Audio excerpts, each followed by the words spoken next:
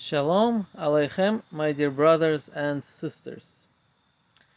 Since we're in the middle of the holiday of Sukkot, I'm actually sitting right now in my sukkah that we've built. As you can see, here I have my schach, which is like the natural roof, and the sukkah itself is built out of shutters, has 4 walls, and this is the holiday of the. Sometimes it's translated as like booths. So this is the holiday of the booths, of like tabernacles, I think. And during this holiday, we build these booths, and we basically eat in them, and the weather permits, we sleep in them. So anyway, so I wanted to share. I was actually just we were learning with Matityahu and over Zoom, and we were talking about the punishment in the world to come and the Gehinom and all that. And I remembered an analogy which actually was brought. Is a very funny analogy of like Gehinom, and this was brought in the name of Rav Ammon Itzhaq, I believe. And the analogy is as follows. He says, imagine a person, you know,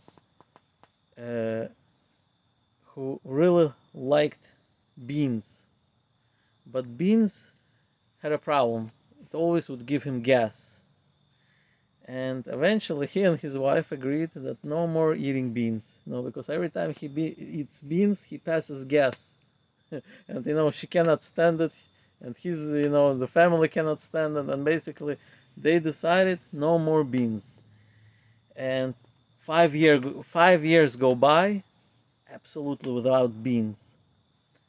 And then it's his birthday, and he's going home, and he's walking through the restaurant, so he's walking by a restaurant, and he really loved beans, and he smells this smell from the restaurant of like bean soup or something like that, and it smells so good for him, and he really wants it.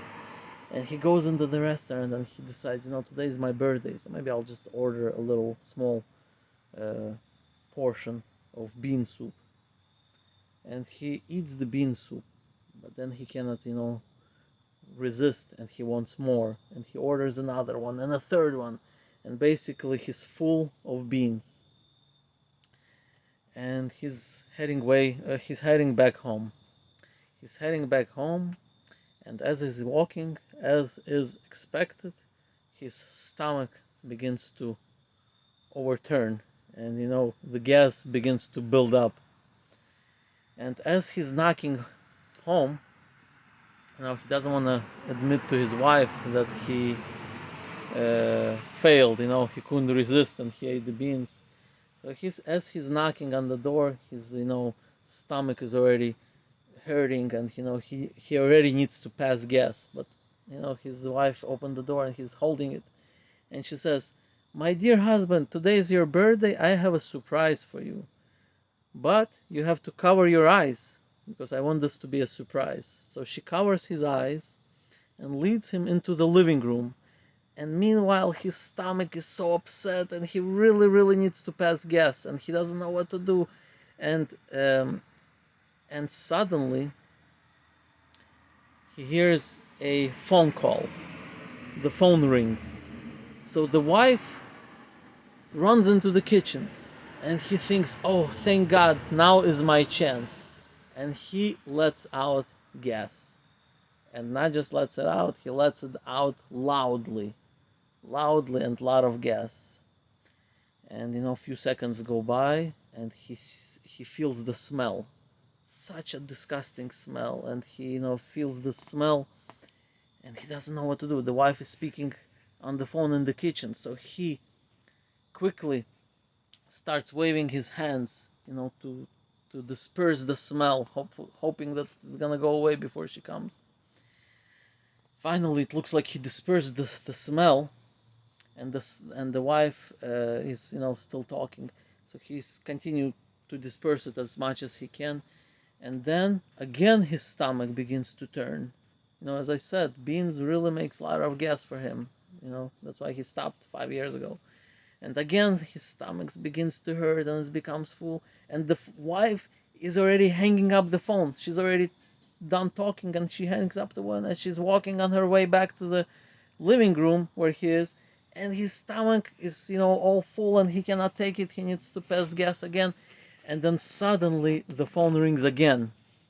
And the wife goes back to the kitchen again. And he thinks, oh, thank God, now's my chance. And he passes again a lot of gas and very loudly, even more louder than the first time. But this time the smell is even worse. And he starts waving and waving with his hands. And, it doesn't seem to go away. And he opens, he cannot see, he's still blindfolded. So he opens the door, the window, and he finds some kind of a newspaper or something on the table, and he starts waving with the newspaper. Tries to get all the smell out.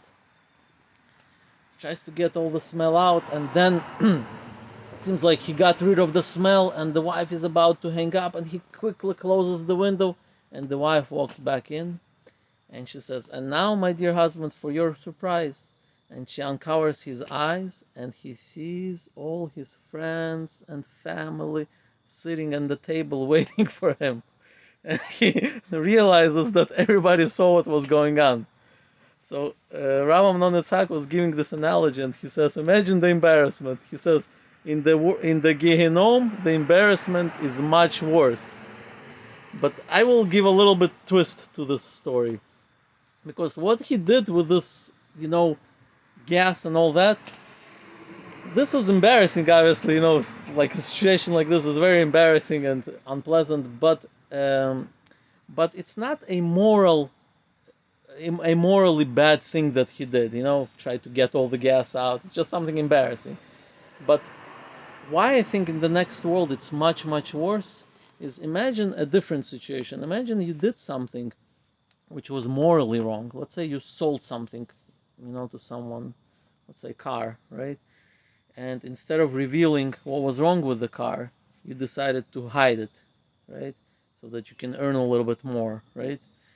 And when you decided to hide it, you had these thoughts in your mind that, should I tell him? No, I should not tell him, because if I'm gonna tell him, he's not gonna want to buy. But if I don't tell him, just because he's gonna later find out, I don't really care about it, as long as I'm gonna make more money. Imagine he goes through these thoughts, and imagine that in the next world when he comes, they're gonna not only see the action that he did, they're gonna read the thoughts that he was saying. Everybody's gonna see the thoughts.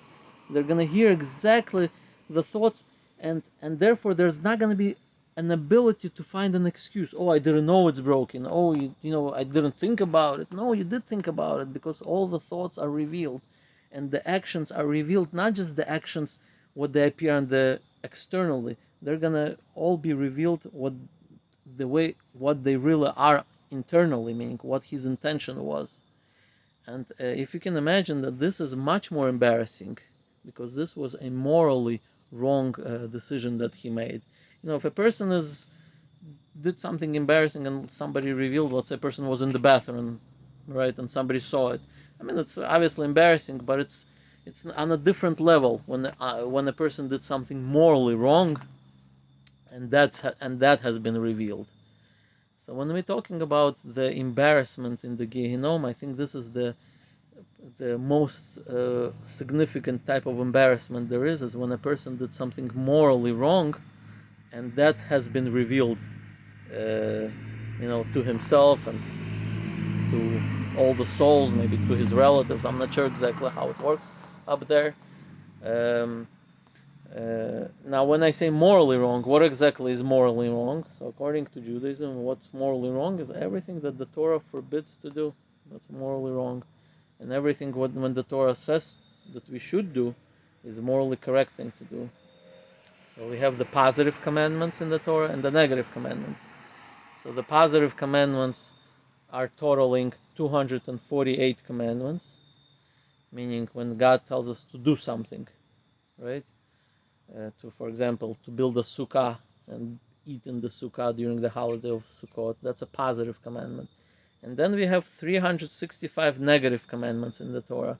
When the Torah tells us not to do something, right? So, for example, not to steal, it's a negative commandment. Not to drink blood from the animals, right? It's a negative commandment. Not to eat non-kosher food, for example.